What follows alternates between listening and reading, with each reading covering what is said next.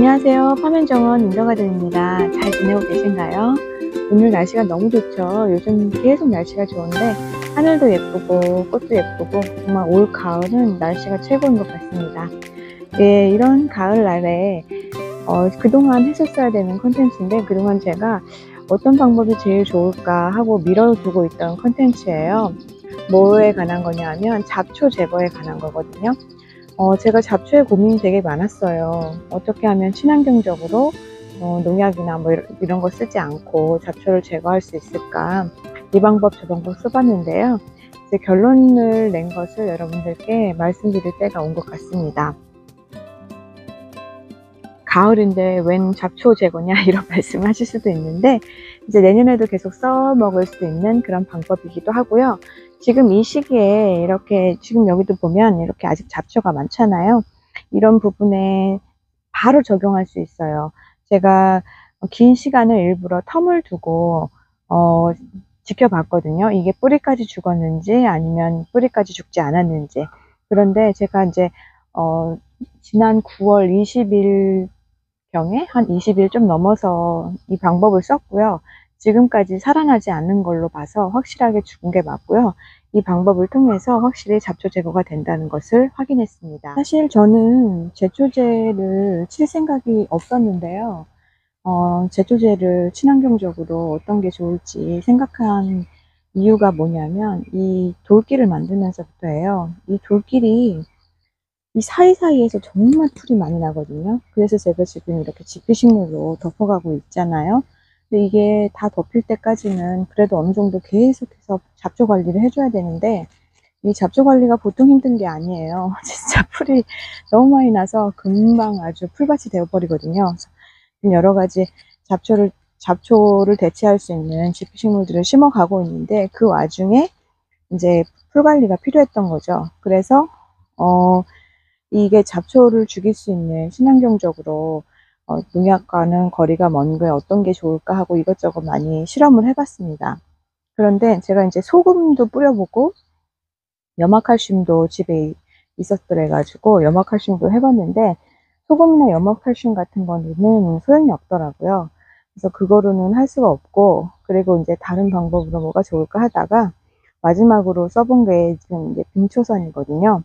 식초를 쓰셔도 되는데 빙초산이 더 효과가 좋은 것 같습니다. 그리고 가격적인 면에서도 빙초산을 희석해서 쓰면 되기 때문에 식초보다는 빙초산이 더 나은 것 같아요. 지금 빙초산을 뿌린 곳을 한번 보여드릴게요. 여기는 원래 이런 지피식물이 있었지만 여기에 다른 잡초가 섞여 있었기 때문에 이건 이제 금방 퍼지니까 잡초 위주로 뿌려봤거든요. 이렇게 다 이렇게 금방 되죠. 이렇게. 그리고 이거 그냥 한번 놔둬봤어요. 그리고 이거 어떻게 되나 다시 살아나나. 근데 다시 살아나지도 않고요. 그대로 녹은 상태 그대로 있고 이걸 보기 싫으니까 치워주셔도 되고 아니면 지금 이 상태로 그냥 놔둬도 상관이 없겠더라고요. 아니면 이게 다 이제 겨울 되면 이제 겨울 되고 어떻게 되면 이제 다 이렇게 부서져 가지고 흙처럼 되니까 상관이 없고 보기 싫으면 치워줘도 되고 그리고 특히 이제 이 부분은 보여드리려고 그냥 놔뒀어요.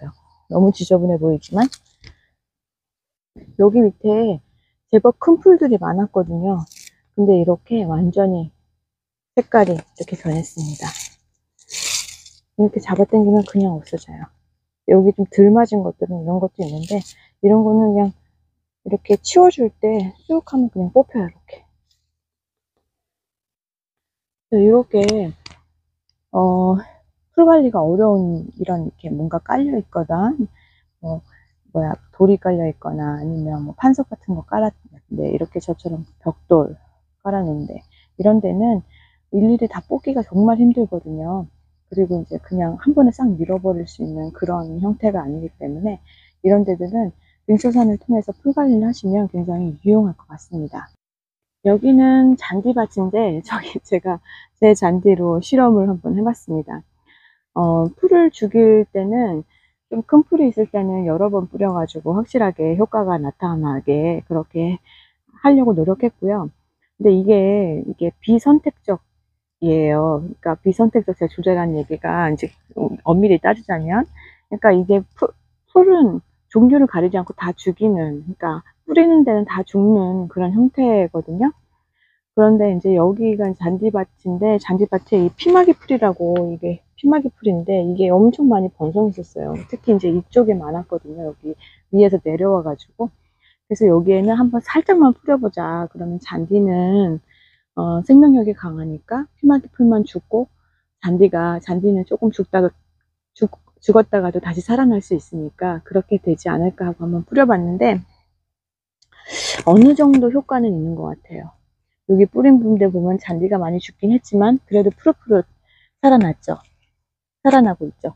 근데 여기 이런 데 보면은 이렇게 피마기 풀은 많이 보이지 않아요. 이 피마기 풀이 엄청 번성을 하거든요. 이게 줄기마다 뿌리가 나와가지고, 맨 처음에는 이 동글동글한 잎이 예뻐서 그냥 키웠는데 그냥 놔두다 보니까 한도 끝도 없이 잔디밭으로 다 점점 뻗어나가서 한번 해봤는데, 요거는 좀 권장할 만한 상황은 아닌데 지혜롭게 쓰시면 요것도 가능하지 않을까, 이런 생각을 해봅니다. 이건 선택에 맡길게요.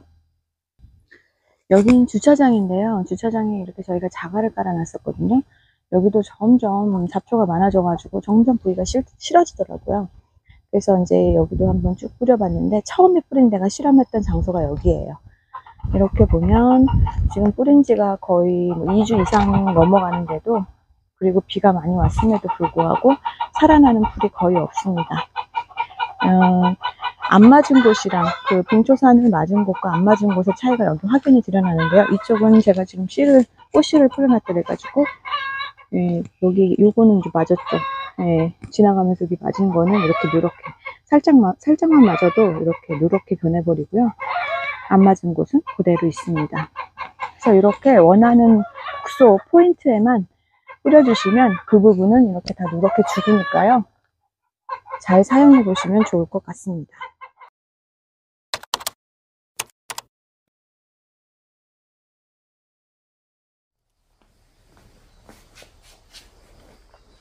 저는 빙초산을 5배 희석해서 썼습니다.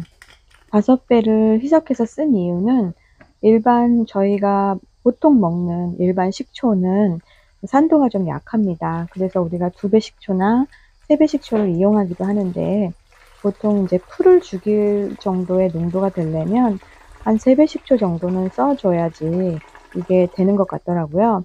그래서 3배 식초의 산도를 생각을 해서 빙초산을 한 5배 정도 희석하면 비슷하게 산도가 맞춰지는 것 같아가지고요. 제가 5배를 희석하기로 했고요. 5배를 희석하니까 좀 전에 본 빙초산 병이 제일 작은 병이거든요. 180ml짜리. 효과를 확인하기 위해서 제일 작은 병으로 먼저 사서 확인을 해봤는데요. 180ml짜리를 5배 희석하려면 180ml 곱하기 5 하면 900ml가 나와요. 그래서 180ml 빙초산에 물 900ml를 섞어서 희석액을 준비했습니다. 이 희석액을 섞을 때는요, 빙초산 자체가 굉장히 강산성이기 때문에 피부에 자극을 줄 수 있어요. 그러니까 흘리지 않도록 조심하시고요. 고무장갑 같은 거 끼고 하시면 더욱 좋을 것 같습니다. 그리고 냄새도 한 번씩 있다가 쏙쏙 올라오거든요. 그러면 그런 것들 예민하신 분들은 마스크도 끼고 희석을 하시는 게 좋을 것 같습니다.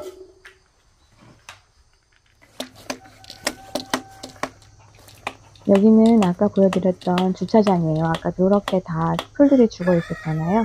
바로 그 부분인데요.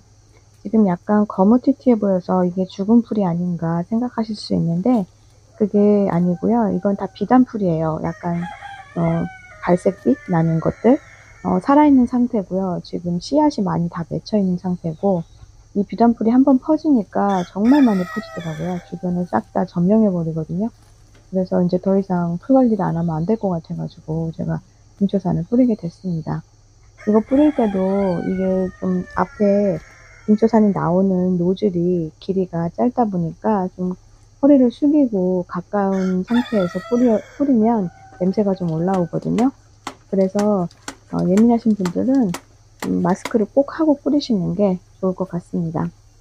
아니면 많은 곳에 뿌릴 경우 좀 약을 많이 타면, 약이라고 얘기하니까 좀 그렇지만 어쨌든 용량이 많을 경우에는 이렇게 등짐지고 노즐이 긴 그런 분무기에다가 타셔가지고 뿌리시는 게 좋을 것 같습니다.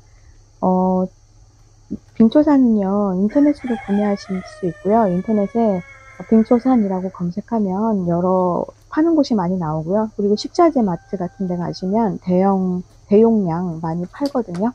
그래서 거기서 사다 놓으시고 희석해서 그때그때 쓸 수 있기 때문에 썩는 거 아니어서 대용량으로 사다 놓고 그때그때 쓰시는 게 더 경제적이고 좋은 것 같습니다. 마지막으로 주의할 점 다시 한번 강조해 드릴게요.